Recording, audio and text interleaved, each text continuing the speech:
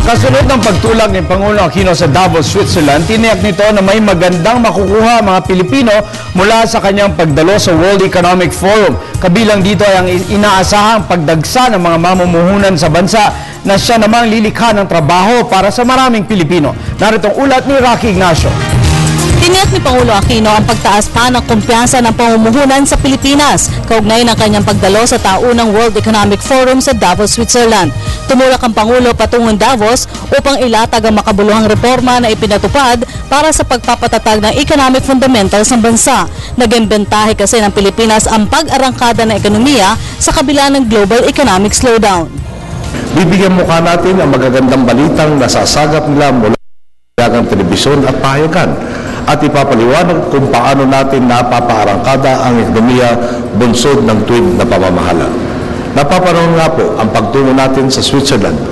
Sa nararanasan pong paghina ng ekonomiya sa ilang bahagi ng Europa, sasamantalahin natin ang bawat sandali upang hikayatin silang mamuhunan sa Pilipinas at tumaya sa angking sipag, husay at pagkamalikain ng Pilipino. Gayun din, buong sigasig natin ipakikilala ang ating bansa bilang napakaganda at kaaya-ayang lugar na talaga namang babalik-balikan ng mga turista.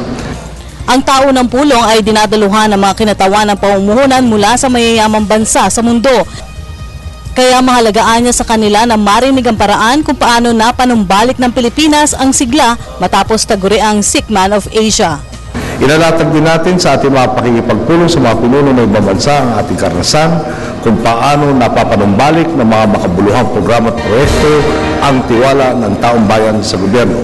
Ibabahagi natin sa kanila ang kwento na walang patid nating pag-arangkada at pambihirang paglago ng ating ekonomiya. Mula sa 7.1% na pag-angat ng ating GDP quarter, ang pangalawang pinakamataas sa buong Asia, hanggang sa paglakas ng piso at pagbaba ng interes sa ating pagutang. Mula sa walang humpay na pagbasag sa all-time high record ng Philippine Stock Exchange Index hanggang sa patuloy na pagdagsa ng pamumuhunan sa ating bayan. Bukod sa pagpapakilala sa bagong Pilipinas, titiyakin din ng Pangulo na kilalanin ang kakayahan ng bansa na maging katuwang sa pagresolba ng mabagal na usad ng ekonomiya sa mundo. Makikiisa tayo sa pagpapanday ng mga solusyon sa ating mga suliranin na may implikasyon sa hinaharap ng iba't ibang rehiyon nang hindi kinakailangan bumiyahe sa bawat isang bansa. Ipapakita natin, maasahan tayong kabalikat sa anumang larangan, lalong-lalo na sa pagtataguyod ng pag-unlad na sumasaklaw sa kapakanan ng mas nakakarami sa halip ng interes ng iilan lamang. Tungkulin natin makiambag sa pagpapabuti ng kalagayan ng pandaigdigang ekonomiya. Ang mga problemang buwabagabag sa isang panig ng daigdig ay siya ring mga suliraning pinapasan ng lahat. Sa makatwid, nakasalalay sa tibay ng mga individual na nasyon, hindi lamang ang tatag na kinabibilangan nilang rehiyon, kundi maging at kinabukasan ng buong mundo. Samantala, hindi makakaligtaan ng Pangulo na silipin ang kalagayan ng mga Pilipino sa Switzerland upang ipaabot ang mabubuting bunga dala ng matuwid na daan. Ito kasi ang unang pagkakataon na bumisita ang Pangulo sa naturang bansa. Malinaw po, sa pagtitipon ng mga bansa, hindi nasaling pusa ang mga Pilipino.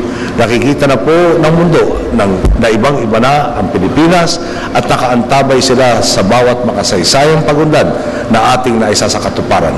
Makakaasa ang bawat Juan at Juana de la Cruz. Kapakanan lamang nila ang sinusulong natin sa ating pagdayo sa ibang bayan. Kinabukasan nila ang ating pinapagyaman sa tuwid na daan. Para sa Telebisyon ng Bayan, Rocky Ignacio.